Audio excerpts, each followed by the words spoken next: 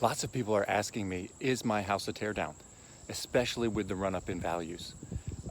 It's a real thing to consider these days in high value areas in the DC Metro, Northern Virginia area. So people are wondering, hey, is this old? And I want to turn it into something like this. Definitely a possibility. Lots of things to consider though. With many different builders in this space, you have to consider demolition costs, also have to consider the cost of the build, the carrying cost, the time, the ability with construction loans, can I or can I not lock in my interest rate? And most people, even when they go this route, they're spending 6 figures or more in design center upgrades or allowances. So if you're thinking about doing a tear down, whether it's your home or another home, please give us a call. We'll help you talk through it and understand all the variables and the options. Have a great day.